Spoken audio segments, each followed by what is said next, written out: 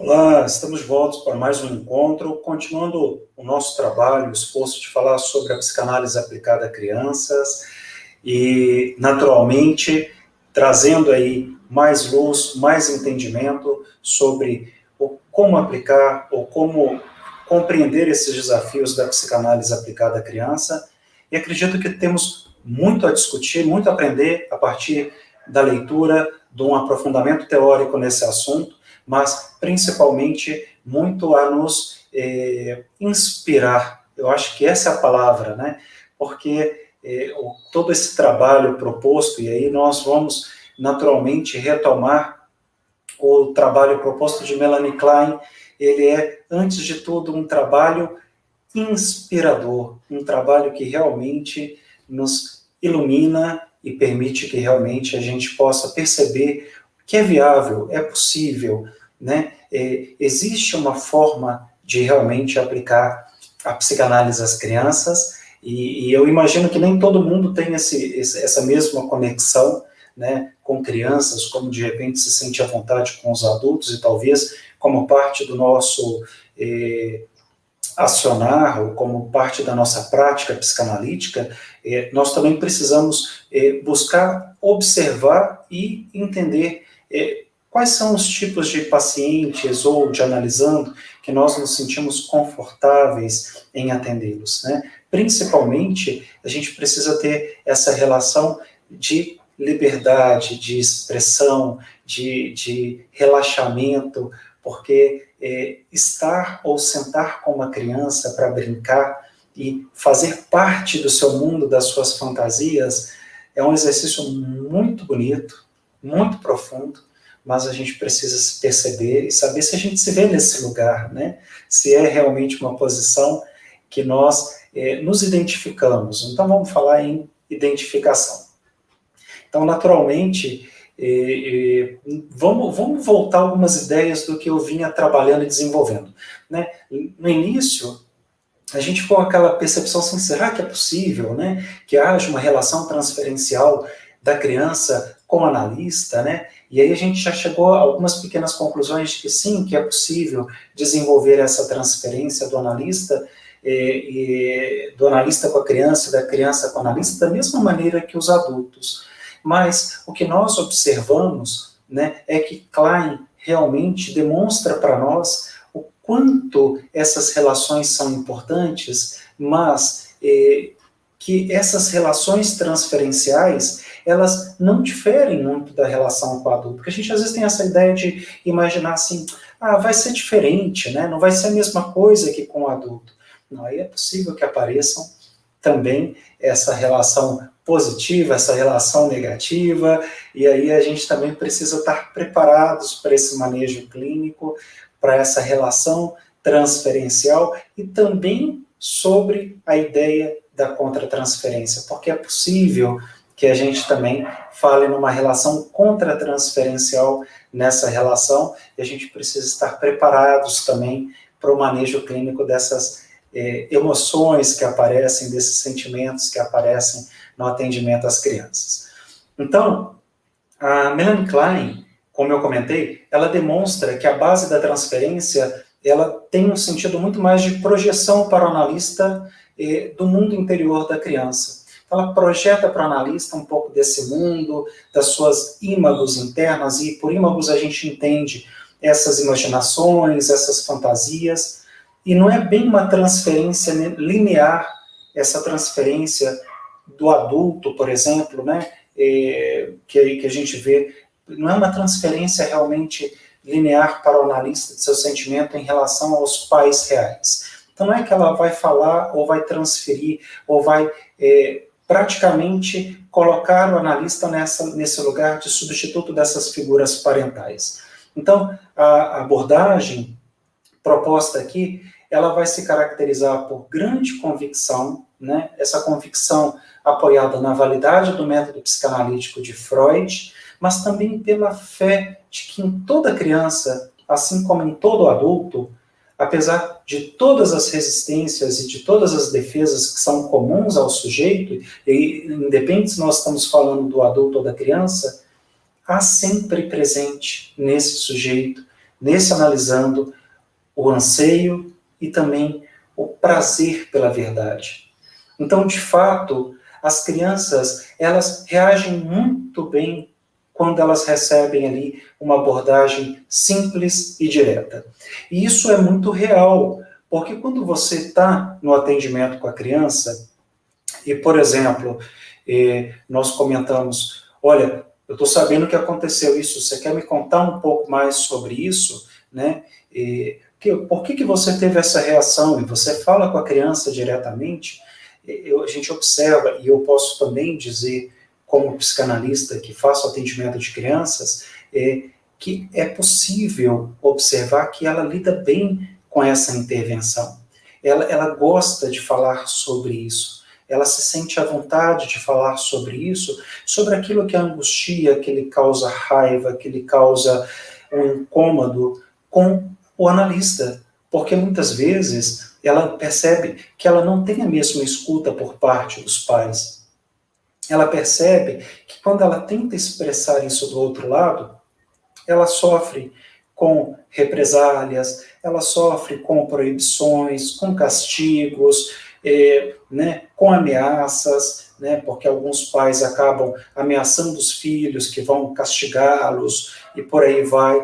Então, quando ela se vê nesse lugar de poder estabelecer essa comunicação com o analista, ela se sente confortável, porque ela vê na figura do analista uma figura de confiança, alguém que ela pode compartilhar um pouco desse mundo, desses ímagos, dessas fantasias interiores, sem ser recriminada, sem que ela seja castigada por isso. Então, fica aí, eu acredito que também nós temos aí essa importante reflexão a partir desse entendimento. Bom, vamos, então, pensando um pouco, sobre a clínica psicanalítica das crianças, que eu comentei lá no nosso primeiro encontro, que toda a obra do Freud, a teoria de Freud sobre o desenvolvimento da criança, ele acabou se baseando principalmente na análise de adultos, então não teve muitos casos clínicos ou observações clínicas aplicadas às crianças para que pudesse trazer mais conhecimento e observações no sentido de ampliar ainda mais a sua proposta do tratamento psicanalítico. E com exceção do caso do pequeno Hans, assim, a gente observa que o caso do pequeno Hans acabou sendo conduzida pelo próprio pai do menino, não foi conduzida diretamente pelo Freud, mas o pai do pequeno Hans, ele submete as suas observações, ele submete esse material, que foi coletado ao longo das observações do pequeno Hans para a supervisão do Freud. Então, o pai do pequeno Hans praticamente analisava o Hans e o Freud praticamente exercia um trabalho de supervisão, de interpretar a partir desse material que foi apresentado pelo pai do pequeno Hans, como aplicar ou como compreender o que estava acontecendo com essa criança. Por outro lado, o trabalho de Klein, ele confirma as descobertas de Freud, essas descobertas que apontam tanto para a agressividade e a sexualidade infantil, também confirma a ideia e a importância desse papel do superego, e aí a gente também vai falar do complexo de Édipo, e aí vamos lembrar um pouco lá da cena edípica, voltando lá no rei de Tebas, voltando no Édipo rei, voltando um pouco nessa tragicidade, nessa mitologia que ilustra, que ilumina também o nosso entendimento sobre algumas questões psíquicas e como o nosso psiquismo funciona, como a criança estabelece simbolicamente essa relação de amor com as figuras parentais. Porém, no entanto, o trabalho direto com as crianças, ele acabou trazendo, nessa perspectiva kleiniana, novas descobertas. E foi nessa perspectiva que também houve, ou a gente pode entender que se permitiu uma descrição detalhada dos estágios iniciais do desenvolvimento, que foram ali amplamente esboçados por Freud, nas fases do desenvolvimento psicossexuais, mas agora, a partir desse desdobrar, o que nós percebemos é que há praticamente uma ampliação desse entendimento, uma ampliação dessa teoria, pela qual é tão importante nós realmente estudarmos em profundidade. E essa série de descobertas, eu acho que a gente deveria sinalizar dessa forma, elas acabaram também num contexto paralelo, provocando algumas divergências de opinião entre os dois.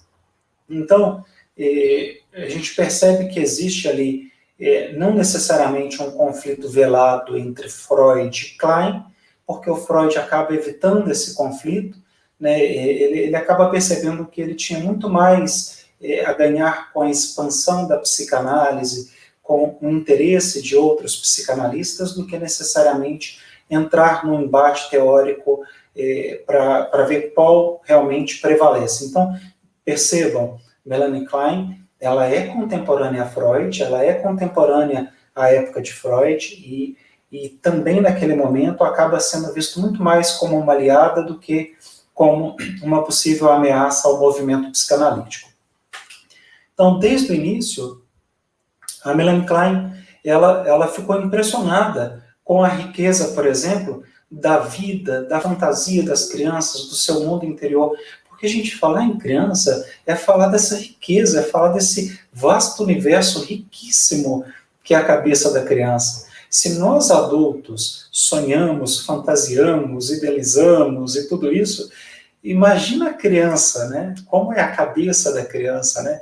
Como ela vai construindo simbolicamente todo esse mundo que a cerca, né?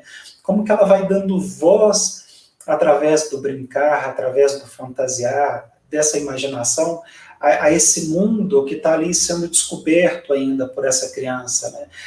Esse descobrimento do que é uma vida adulta, do que é ser adulto, do que é estudar, do que é brincar, do que representa os relacionamentos, essa relação, por exemplo, dos pais. Então, tem muitas questões profundas por trás, mas, sem dúvida, com muita beleza, né, para o nosso entendimento.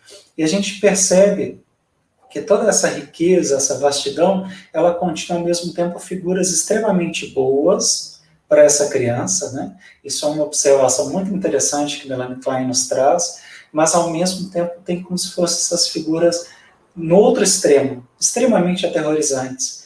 E ela acaba percebendo que essas crianças, elas sofriam de grandes ansiedades, né? Existia uma ansiedade natural nessa criança, devido à existência dessas figuras até então entendidas como más, né? E essas ansiedades, elas acabavam também trazendo para esse ser, esse sujeito que está ali nos primórdios da sua vida, algumas características como um caráter psicótico.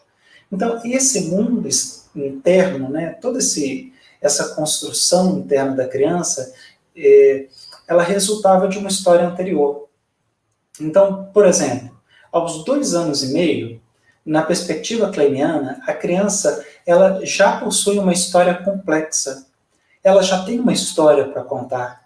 E essa história, ela pode ser revelada numa transferência e ela pode ser realmente constatada numa observação clínica, num caso clínico compartilhado por Melanie Klein.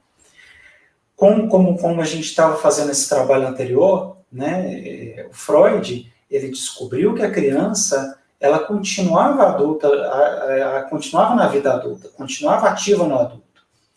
Agora, Melanie Klein, ela traz um olhar para nós que nos ajuda quase a pensar essa ideia do Édipo, mas um Édipo muito mais precoce, já que no entendimento de Melanie Klein, ela percebe que o bebê, ele está presente na criança, mas também no adulto.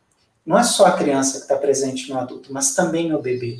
E ela chega a essa conclusão que desde o início da vida, o bebê forma intensas relações de objeto, tanto na realidade quanto na fantasia. O que é isso, essas relações de objeto? Nós vamos falar essas relações de objeto, talvez essas relações de amor, né? Esses objetos de amor. E ele estabelece essas relações tanto na vida real, com a mãe, com o pai, com outras figuras parentais, com os irmãos, os familiares, com esses objetos externos, como também na sua fantasia.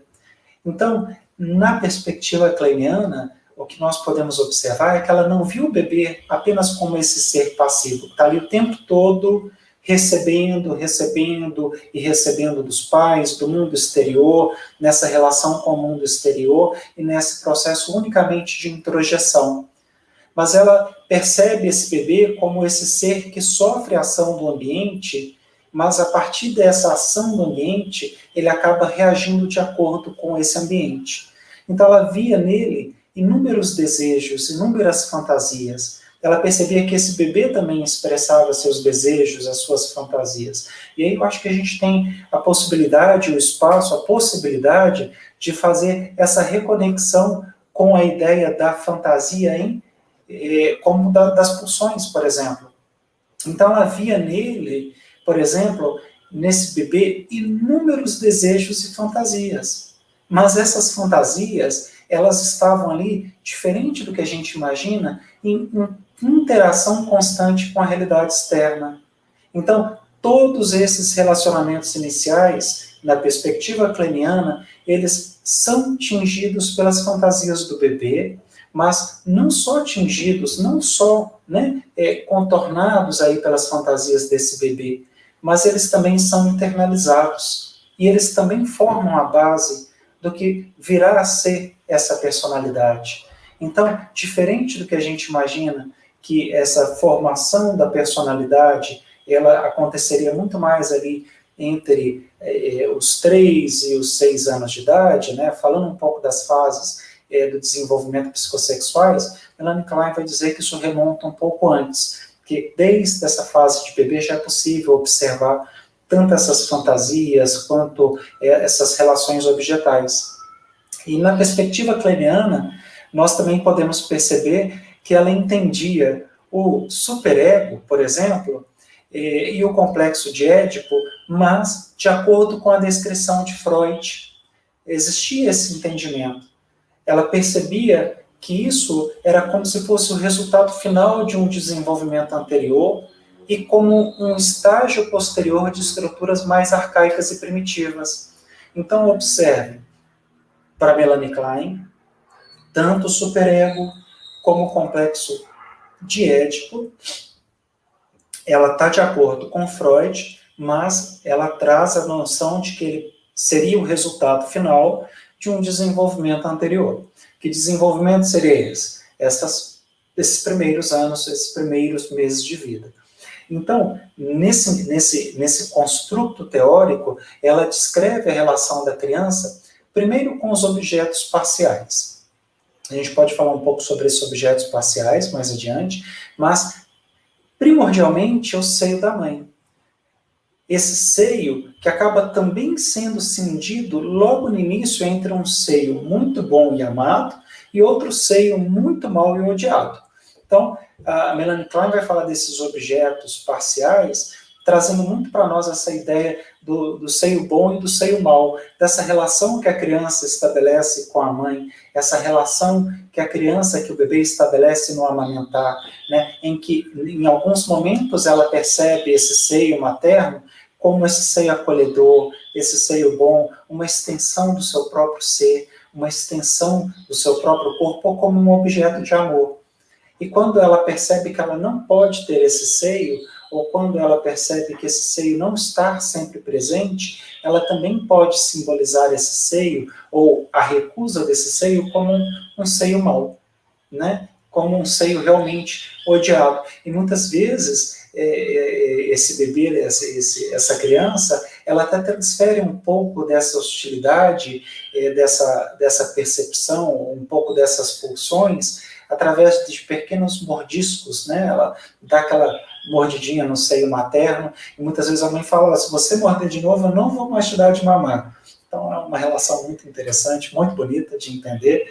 É claro que, na perspectiva kleiniana, esse relacionamento vai se estendendo gradualmente, vai ampliando para o corpo inteiro da mãe, não só em relação ao seio, e aí é por isso que Klein vai descrever o intenso relacionamento que a criança forma com o corpo da mãe em fantasia.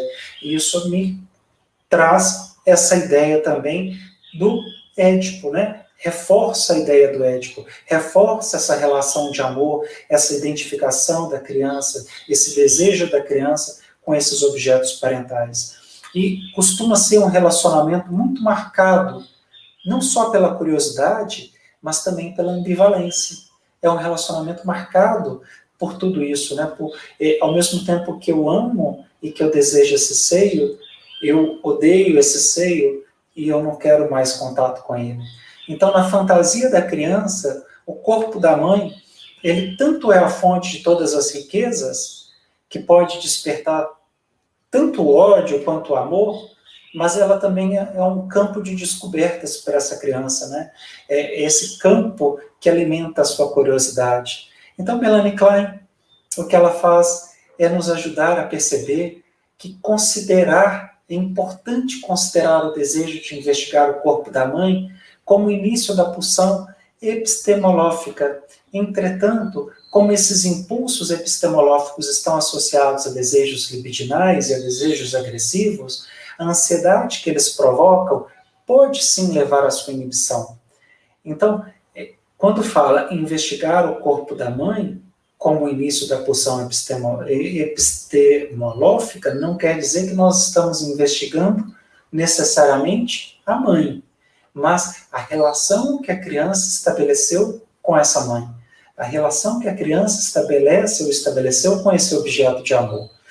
Então, tem aí mais importantes reflexões para nós, para o nosso entendimento. Vejam que há muito que aprender, já que em Klein nós vamos perceber que a Klein ela vê essa ansiedade como algo importante, porque ela é incentivadora. Ela é, ao mesmo tempo, também uma parte inibidora do desenvolvimento. Então, ela começa a mais ou menos nos ajudar a perceber o que significa e como que essa ansiedade ela é importante na formação desse sujeito. Essa ansiedade que é provocada pelos impulsos, por esses impulsos epistemológicos em relação ao corpo da mãe, ela faz com que a criança, por exemplo, ela desloque seus ímpetos para o mundo exterior, né? E que a partir desse deslocamento para o mundo exterior, que ela realmente ela acaba dotando esse mundo de algum significado. Então, eu acredito que nós precisamos também compreender o que significa, né, esse epistemológico, porque o epistemológico tem a ver com o desejo pelo saber, pelo conhecimento, né? A gente pode perceber, então, que tem muito a ver com essa forma da criança aprender, descobrir o mundo, o que é o mundo, o que é o outro, se perceber o outro. Através desse contato com a mãe, a criança percebe que essa mãe já não é mais uma extensão do seu corpo, ela já não é mais uma extensão do seu próprio ser, mas ela é um outro, né? E talvez a partir desse desdobrar, desse descobrimento, desse sentido epistemológico, que ela vai descobrindo como essa relação funciona e que ela vai simbolizando novamente todos esses aspectos. Então, observem que nós temos aí muitas coisas profundas, bacanas para aprender, para estudar, para perceber como trazer e como aplicar, né, a psicanálise no tratamento de crianças. E não é possível falar numa prática, numa aplicação psicanalítica, sem falar primeiramente disso, né? O que funda a psicanálise, o entendimento do que é a psicanálise infantil, a psicanálise e os desafios da psicanálise aplicada à criança. Então, se a gente voltar para o contexto da ansiedade, o que nós observamos? Que se a ansiedade for forte demais, é real que essa ansiedade pode levar a uma inibição. Então, vamos voltar na ideia do que a gente começa a desenvolver sobre a ideia do Édipo. Na perspectiva kleiniana, o Édipo seria um processo muito mais precoce do que aqueles desenvolvidos por Freud. Ela observou que o complexo de Édipo e o superego, eles começavam a existir bem mais cedo, né? Bem mais cedo do que o Freud acreditava. e sempre enfatizou, né, eu acho que isso é muito importante para nós, o quanto o complexo de Édipo, ele é condicionado por desenvolvimentos anteriores. Então, a gente ainda está falando que mesmo esse complexo de Édipo, ele também vai sofrer influência dessas fases, que são essas fases primordiais da vida dessa criança, essa fase do bebê. Então, além disso, o que eu posso trazer até como reflexão para nós? Tantas opiniões a respeito da sexualidade infantil em Melanie Klein, elas acabam não sendo as mesmas de Freud, porque na perspectiva kleiniana, os meninos e as meninas, eles estão cientes dos órgãos sexuais femininos e do seu potencial. Não é que não estão cientes, a gente percebe aí talvez um primeiro movimento de discordância, né, entre Melanie Klein e Freud. Freud fala que a partir da percepção, por exemplo, da genitália masculina, é que tanto o menino quanto a menina simbolizam a diferença entre o menino e a menina, entre o sexo, a existência ou não do pênis, do falo, essa ideia da perda do falo ou não. E Melanie Klein vai dizer que não, que desde o início eles estão cientes, né, também dessa importância, e ela também vai trazer que no caminho do estágio fálico descrito por Freud, principalmente como estrutura defensiva, que essa noção já existe, né? Que eles já têm entendimento de tudo isso. Então, nessa perspectiva, na perspectiva kleiniana, né, olhando aí para essa obra tão importante que é Amor, Culpa e Reparação, suas opiniões a respeito da agressividade, elas estão totalmente de acordo com a obra de Freud, principalmente com a perspectiva de Freud, que caminha a partir de 1920, né? Elas andam aí de mãos dadas com o conceito de pulsão de morte e com a sua noção de que o conflito básico, esse conflito é aquele que ocorre entre as forças libidinais, né, esses desejos, e as destrutivas. Este conflito básico entre o amor e o ódio, ele assume na perspectiva kleiniana um papel cada vez mais importante. E isso é o que nós precisamos perceber, porque nós estamos falando aí dessas ambivalências comuns a todos os seres, né? Disso que é comum a todos nós, Eros, Thanatos, né? Pulsão de vida, pulsão de morte, ou pulsão de vida, pulsão de autodestruição. Então nós temos muitos elementos importantes para nos ajudar a pensar um pouco mais sobre tudo isso e como todo esse conhecimento vai iluminando a nossa descoberta e a nossa aproximação da clínica infantil. Então, adicionalmente, nós percebemos aí essa importância da fantasia na perspectiva kleiniana, ela fez com que também ampliasse o conceito de fantasia inconsciente proposto por Freud, porque aí ela vem falar das ímagos, da fantasy, né? A gente vai ver isso também em Lacan, a gente consegue perceber isso em Bion, em Winnicott, mas principalmente a ideia da fantasia aparece aqui como uma mensagem importante, como uma importante descoberta, já que a fantasia inconsciente ela está ligada nessa perspectiva de forma inextricável ao simbolismo. Então, o que eu fantasio tem muito a ver com a forma como eu simbolizo. Né? Pois, de forma simbólica, é que a fantasia se expressa. Não é que a fantasia configura tudo isso, mas a fantasia é a forma como eu expresso, né, essas questões inerentes ao inconsciente. É através da fantasia que eu dou voz ou dou lugar a esse inconsciente freudiano. Né? Então, talvez, a partir das fantasias, é como se fantasiando eu também estivesse vivendo uma espécie de sonho. E por isso também essa aproximação feita lá no início, no nosso primeiro encontro, em que nós falamos também sobre essa possibilidade de pensar o sonho no processo de interpretação das fantasias infantis. Então, a noção de simbolismo, naturalmente ela vai divergir um pouco da perspectiva freudiana de Jones, mas no artigo de 1930, o que acaba acontecendo? A Melanie Klein afirma que os símbolos, eles não são dados.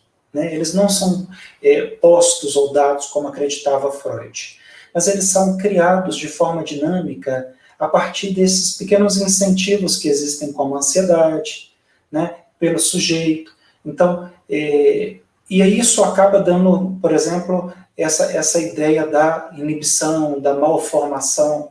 Então, não é que os símbolos eles existem, eles são construídos, né? Eles vão sendo propostos por esse processo que a gente chama de fantasia.